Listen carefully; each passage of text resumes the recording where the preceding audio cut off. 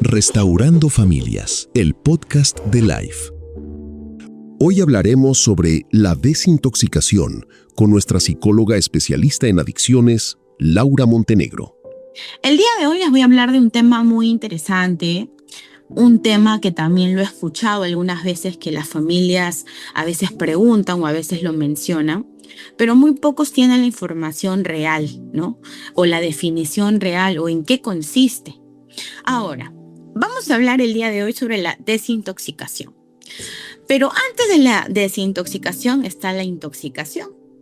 Vamos a hacer dos ejemplos particulares. La intoxicación que sufre una persona alérgica, ¿no? Que se intoxica. ¿Cuál es la consecuencia? Se enroncha. Muchas de esas personas a veces llegan a tener un cuadro en el que no pueden respirar y es necesario que vayan al hospital. ¿Para qué? Para que los desintoxique. Y tenemos el caso de una persona que se intoxica a causa de ¿qué? De sustancias, ya sea el alcohol, ya sea la droga, que llegan en un cuadro donde muchas veces están en una intoxicación que les abre paso a un cuadro, ¿no? Donde hablamos de una sobredosis. En este caso también es necesario que pasen al hospital para que les hagan una desintoxicación. Entonces, en los dos casos, la persona llega en un cuadro donde necesita una intervención. ¿Estamos de acuerdo en eso? Ahora, ¿qué ocurre cuando hablamos la desintoxicación dentro de un centro de rehabilitación? Entonces, el día de hoy vamos a hablar un poquito sobre este tema. ¿Qué es la desintoxicación dentro del centro de rehabilitación? Es retirar el consumo de la sustancia y conseguir que el organismo se mantenga estable, esperando el síndrome de abstinencia. ¿Qué quiere decir con esto? El paciente llega a la comunidad. ¿Qué es lo que nosotros vamos a hacer de manera inmediata? La desintoxicación. El proceso que se hace por la vía intravenosa, donde se le ingiere al paciente, en este caso, su suero, su epavionta, su dexametasona para limpiarlo.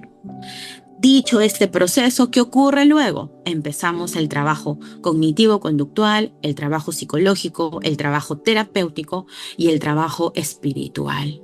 Dentro de este proceso, ¿qué es lo que vamos a hacer? Vamos a conseguir que el paciente ya no ingiera drogas, que el paciente empiece a trabajar la tolerancia del consumo de las drogas. Ahora, ¿qué va a ocurrir en este proceso? Que va a aparecer el síndrome de abstinencia. El síndrome de abstinencia aparece ¿por qué? Porque el cuerpo va a solicitar la droga. ¿De qué forma se va a presentar? El craving, que es la intensidad y ansiedad, el deseo incontrolable que tiene la persona por querer ingerir. ¿Y de qué forma aparece? Se van a poner un poco irritables, molestos, apáticos, incómodos, ¿no? Van a entrar en una fatiga extrema, no quieren nada, todo les aburre, entra el pesimismo, el desgano. Muchas veces presentan contracciones musculares, dolores en los huesos, dolores en la dentadura, problemas estomacales. Hay algunas personas que les aflora lo que son las ronchas en el cuerpo, ¿no? ¿Por qué? Porque el cuerpo está aflorando esas sustancias, está botando. ¿Por qué? Porque el deseo consume. El cerebro, los neurotransmisores, lo que hace un tiempo yo les hablaba, el sistema de recompensa se activa ¿para qué? Para pedir sustancia. Entonces entra la abstinencia por medio del craving, entra la abstinencia por medio de la depresión, la paranoia, la fatiga, las contracciones musculares, con el único fin. ¿Cuál es el único fin que tiene? Conseguir la droga. ¿Cuál es la finalidad? Que nuevamente la persona vuelva al consumo. Entonces, desintoxicación, tratar de reducir o la reducción total que necesita la persona del consumo de drogas para esperar la abstinencia. Luego de esto, ¿qué ocurre? Hablamos de una deshabitación. ¿Qué sucede con la deshabitación? Es romper el hábito del consumo. ¿De qué forma? Entra a la comunidad, se realiza la desintoxicación, trabajamos con la abstinencia, pero ya empieza un abordaje terapéutico cognitivo-conductual. Ya empieza un trabajo de conductas, ya empiezan las normas de convivencia, ya empieza un cronograma, empezamos a inculcar nuevos hábitos. Entonces el paciente empieza a tener un nuevo estilo de vida, empieza a encontrarle un sentido. Obviamente que hay que tener en cuenta que no va a estar alegre, que no va a estar feliz, porque está de una u otra manera haciendo caso o está obligado a hacer caso a hábitos y a costumbres que no las tenía. Pero en el abordaje que se hace terapéutico, el abordaje psicológico, es lo que ellos necesitan. Algo que yo siempre les hablo. La persona que está deshabituándose del consumo de drogas necesita mantenerse ocupado, necesita tener un cronograma, necesita tener límites, porque la mente necesita hacer un desgaste mental. La persona que quiere dejar de consumir, pero está echado todo el día sin hacer nada, o hace las cosas a medio hacer, o las hace por hacer, no va a romper ese hábito de consumo. No lo va a hacer, va a buscar pretextos, va a buscar motivos, va a buscar excusas para decir, mañana empiezo. Ya, de acá el lunes, no, el martes, no, el jueves. Y así se va girando el círculo de consumo y no hay un corte. Ahora, hemos hablado de desintoxicación, abstinencia y deshabitación. Tenemos que ver que dentro de la desintoxicación es importante que el cuerpo esté hidratado. Es importante que la mente esté ocupada. Es sumamente importante la actividad física y mental. Y acá suceden dos cosas. El trabajo terapéutico y psicológico va a hacer que la persona empiece a tener un nuevo círculo social y que empiece a experimentar y a conocer la parte espiritual. Dentro de la desintoxicación y durante el proceso de rehabilitación, trabajamos estas 5 áreas que son básicas, que son sumamente importantes, que se tienen que edificar, fortalecer. ¿Para qué? Porque cuando empezamos el proceso de reinserción, en lo que nosotros tenemos nuestro grupo de remanentes, estas 5 cosas que se han trabajado desde el día 1 se ponen en práctica. ¿Por qué? Porque la persona sale ya con un orden, ya sale con un esquema, ya sale con actividades que tiene que realizar y sobre todo empieza a poner en práctica su nuevo círculo que quiere empezar a establecer. Amigos, familia, trabajo, estudios. ¿Qué es lo que yo quiero tener en mi nuevo estilo de vida? Porque yo ya no estoy intoxicado, yo ya no estoy consumiendo, yo ya estoy desintoxicado, no solamente del consumo, sino ya empiezo a trabajar mentalmente, empiezo a tener otro esquema, otro estilo de vida. Y la parte espiritual que es primordial. Ahora, recuerden, nosotros no inculcamos una religión, nosotros hacemos que el paciente conozca de Dios, se acerque. Muchos de estos muchachos y muchachas que llegan al centro de rehabilitación llegan amargados, resentidos, peleados con Dios. ¿Por qué? Porque han vivido el punto en el cual han sentido que Dios ya no los protege, que ya no tiene la cobertura. Y eso es falso, porque Dios ha estado en todo momento con ellos. Si no, ellos estarían muertos. Pero lo que pasa es que ellos llegan en una etapa, en una condición que ya no creen en nadie. Se sienten tan perdidos, tan abandonados, tan frustrados que creen que ya Dios los abandonó.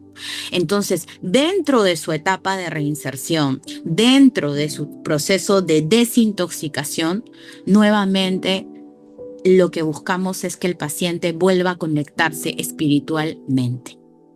Teniendo en cuenta que dentro de la desintoxicación, durante su tratamiento residencial, trabajamos estas 5 áreas. ¿Qué ocurre, señores? Yo me voy desintoxicando, voy trabajando estas 5 áreas importantes y voy a ir reconfigurando mi mente. ¿De qué forma? ¿Cómo lo voy a lograr durante el tratamiento terapéutico? ¿Qué voy a recuperar? ¿Qué voy a trabajar? ¿Cómo que voy a reconfigurar mi mente? Claro.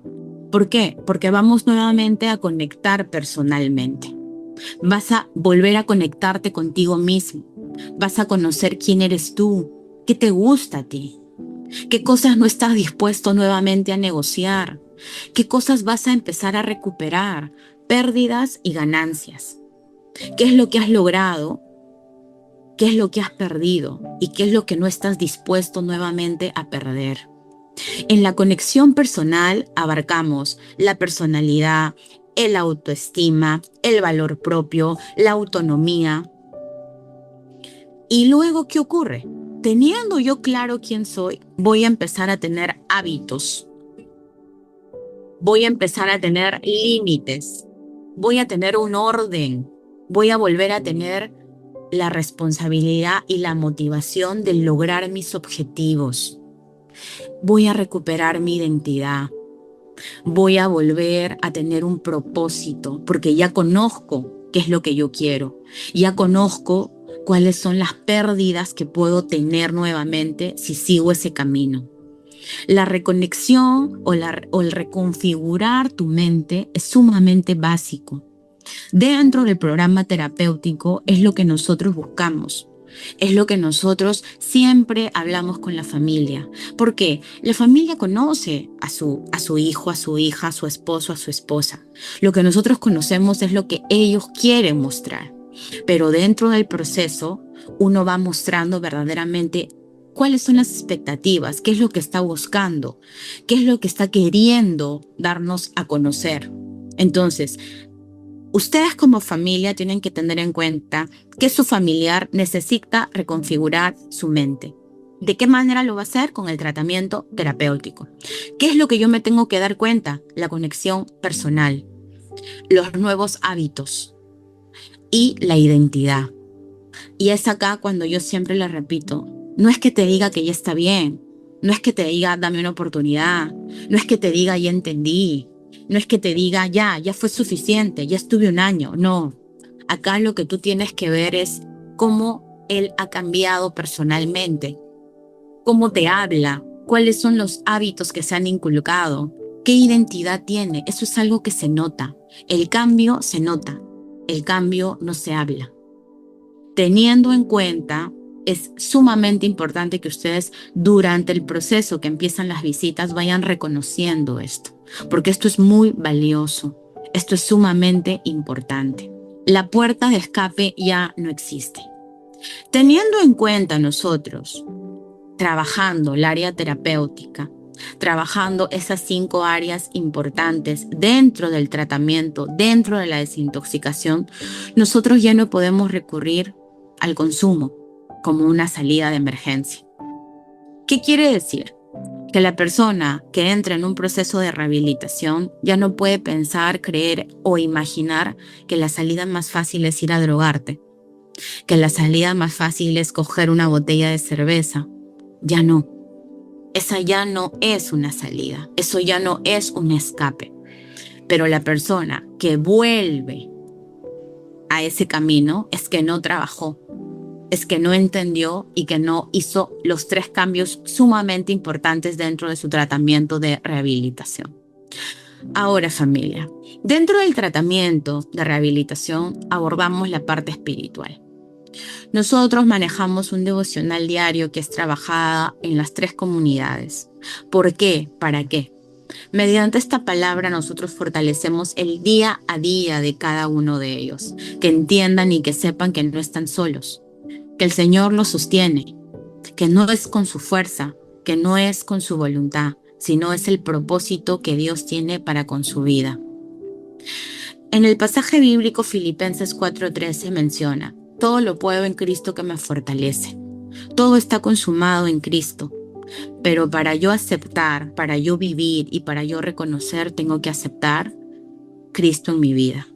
Si yo no acepto y no reconozco qué es lo que Cristo ha hecho en mi vida, estoy perdido. Voy a sufrir, voy a vivir creyendo y pensando que las cosas pasan porque pasan, que las cosas se dan de manera impredecible. Yo no tengo la culpa, solo que soy salado, solo que a mí me pasa esto. No, no es así.